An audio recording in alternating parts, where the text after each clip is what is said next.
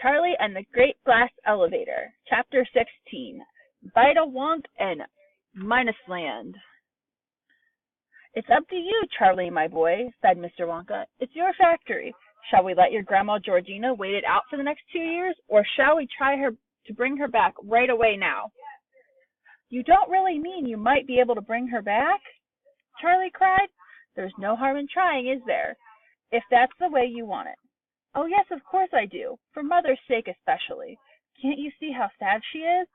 Mrs. Bucket was sitting on the edge of the big bed, dabbing her eyes with a hanky. My poor old mother, she kept saying.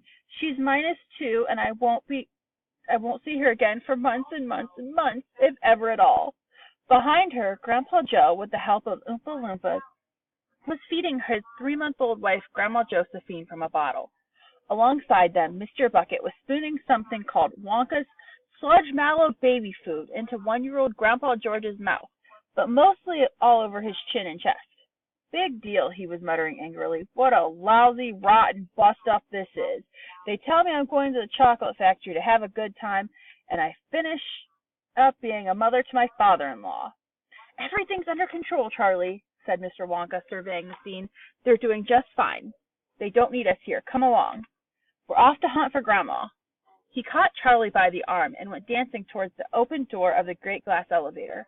Hurry up, my dear boy, hurry up, he cried. We've got to hustle if we're going to get there before. Before what, Mr. Wonka?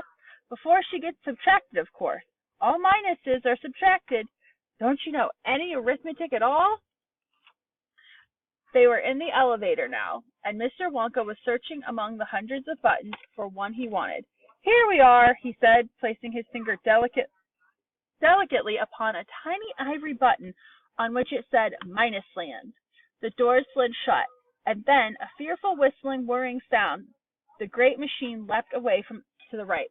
Charlie grabbed Mr. Wonka's legs and held on tight. Mr. Wonka pulled a jump seat out of the wall and said, Sit down, Charlie, quick, and strap yourself in tight. This journey's going to be rough and choppy. There were straps on either side of the seat, and Charlie buckled himself in firmly. Mr. Wonka pulled out a second seat for himself and did the same. We're going a long way down, he said. Oh, such a long way down we are going. The elevator was gathering speed. It twisted and swerved. It swung sharply to the left. Then it went to the right. Then left again. It was heading downward all the time. Down, down, down. I only hope, Mr. Wonka said, the Oompa Loompas aren't using the other elevator today. What other elevator? Asked Charlie. The one that goes the opposite way on the same track as this. Holy snakes, Mr. Wonka. You mean you might have a collision? I've always been lucky so far, my boy. Hey, take a look out there, quick! Through the window, Charlie caught a glimpse of what seemed like an enormous quarry with a steep, craggly, brown-faced rock. All over the rock face there were hundreds of Oompa Loompas working with picks and pneumatic drills. Rock candy, Mr. Wonka said. That's the richest deposit of rock candy in the world. The elevator sped on. We're going deeper, Charlie, deeper and deeper. We're about 200,000 feet down already. Strange sights were flashing by outside, but the elevator was traveling at such a terrific speed that only occasionally was Charlie able to recognize anything at all. Once he thought he saw in the distance a cluster of tiny houses shaped like upside-down cups, and there were in the streets between the houses and Oompa Loompas walking in the streets. Another time, as they were passing some sort of vast red plain-dotted things that looked like oil derricks, he saw a great spot of brown liquid splurting out of the ground high in the air. A gusher! Cried Mr. Wonka, clapping his hands. A whacking great gusher! How splendid! Just what we needed. A what? Charlie asked. We've struck chocolate again, my boy. That'll be a rich new field. Oh, what a beautiful gusher. Just look at it go. On they roared, heading downward more steeply than ever. Now hundreds, literally hundreds of astonishing sights kept flashing by outside. There were giant cogwells turning and mixers mixing and bubbles bubbling and vast orchards of toffee apple trees and lakes the size of football fields filled with blue and gold and green liquid. And everywhere there were Oompa Loompas. You realize, said Mr. Wonka, that what you saw earlier on when you were around the factory with all those naughty little children was only a tiny corner of the establishment. It goes down for miles and miles, and as soon as possible I shall show you all the way around, slowly and properly. But that will take 3 weeks. Right now we have other things to think about, and I have important things to tell you. Listen carefully to me, Charlie. I must talk fast, for we'll be there in a couple minutes. I suppose you guessed, Mr. Wonka went on, what happened to all those Oompa Loompas in the testing room when I was experimenting with Wonkavite. Of course you did. They disappeared and became minuses, just like your Grandma Georgina. The recipe was miles too strong. One of them actually became minus 87. Imagine that. You mean he's got to wait 87 years before he can come back? Charlie asked. That's what they kept bugging me, my boy. After all, one can't allow one's best friends to wait around as miserable minuses for 87 years. And get subtracted as well, said Charlie. That would be frightful. Of course it would, Charlie. So what did I do? Willy Wonka, I said to myself, if you can invent Wonkavite, you can make people younger, then surely to goodness you can also invent something to make people older. Aha, cried Charlie. I see what you're getting at. Then you could turn the minuses quickly back into pluses, bringing them home again. Precisely, my dear boy, precisely. Always supposing, of course, that I could find out where the minuses had gone to. The elevator plunged on, diving steeply toward the center of the earth. All was blackness outside now. There was nothing to be seen. So once again, Mr. Wonka went on, I rolled up my sleeves and set to work. Once again, I squeezed my brain, searching for the new recipe. I had to create age, to make people old, older, oldest. Ha-ha, I cried, for the new ideas were beginning to come. What is the oldest living thing in the world? What lives longer than anything else? A tree, said Charlie. Right you are, Charlie, but what kind of tree? Not the Douglas fir, not the giant redwood, not the sequoia. No, no, my boy, it is a tree called the bristlecone pine that grows upon the slopes of Wheeler Peak in Nevada, USA. You can find the bristlecone pines on Wheeler Park today that are over 4,000 years old. This is a fact, Charlie. Ask any dendrochronologist you like, and look that word up in the dictionary when you get home, will you please? So that started me off.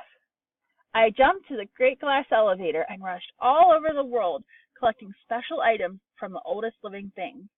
A pint of sap from a 4,000-year-old bristlecone pine, toenail clippings from a 168-year-old Russian farmer called Petrovich Georgievich, an egg laid by a 200-year-old tortoise belonging to the king of Tanaga, a tail of a 51-year-old horse in Arabia, the whiskers of a 36-year-old cat called Crumpets, an old flea which had lived on crumpets for 36 years, the tail of a 207-year-old giant rat from Tibet, the back teeth of a 97-year-old gremlin living in a cave on Mount Popocatépetl, the knuckle bones of a 700-year-old cataloo from Peru. All over the world, Charlie, I tracked down very old ancient animals and took an important bit of something from each of them, a hair, an eyebrow, or sometimes it was more than an ounce or two of toe jam scraped from between the toes while it was sleeping. I tracked down the whistle pig, the bobolink, the skyrock, the polyfrog, the giant curlicue, the singing slug, and the venomous squircle, who can spit poison right into your eye from 50 yards away. But there's no time to tell you about them all now, Charlie. Let me just say quickly that in the end, after lots of boiling and bubbling and mixing and testing in my inventing room, I produced one tiny capful of oily black liquid and gave 4 drops of it to a brave 20-year-old Oompa Loompa volunteer to see what happened. What did happen? Charlie asked. It was fantastic, cried Mr. Wonka. The moment he swallowed it, he began wrinkling and shriveling up all over, and his hair started dropping off, and his teeth started falling out, and before I knew it, he had suddenly became an old fellow of 75. And thus, my dear Charlie, Vita-Wonk worked. Did you rescue all the Oompa Loompas, minuses, Mr. Wonka? Every single one of them, my boy, 131 all told. Mind you, it wasn't quite as easy as that. There were lots of snags and complications along the way. Good heavens! We're nearly there. I must stop talking now. And watch, we're going. Charlie realized that the elevator was no longer rushing and roaring. It was hardly moving at all now. It seemed to be drifting. Undo your straps, Mr. Wonka said. We must get ready for action. Charlie undid his straps and stood up and peered out. It was an eerie sight. They were drifting in a heavy grain mist, and the mist was swirling and swishing around them as though driven by winds from many sides. In the distance, the mist was darker and almost black, and it seemed to be swirling more fiercely than ever over there. Mr. Wonka slid open the doors. Stand back, he said. Don't fall out, Charlie, whatever you do. The mist came into the elevator. It had the fusty, reeky smell of an underground dungeon. The silence was overpowering. There was no sound at all, no whisper of wind, no voice of creature or insect, and it gave Charlie a queer, frightening feeling to be standing there in the middle of this gray, inhumane nothingness, as though he were in another world altogether, in some place where man should never be. Minas Land, whispered Mr. Wonka. This is it, Charlie. The problem now is to find her. We may be lucky, and then again, we may not.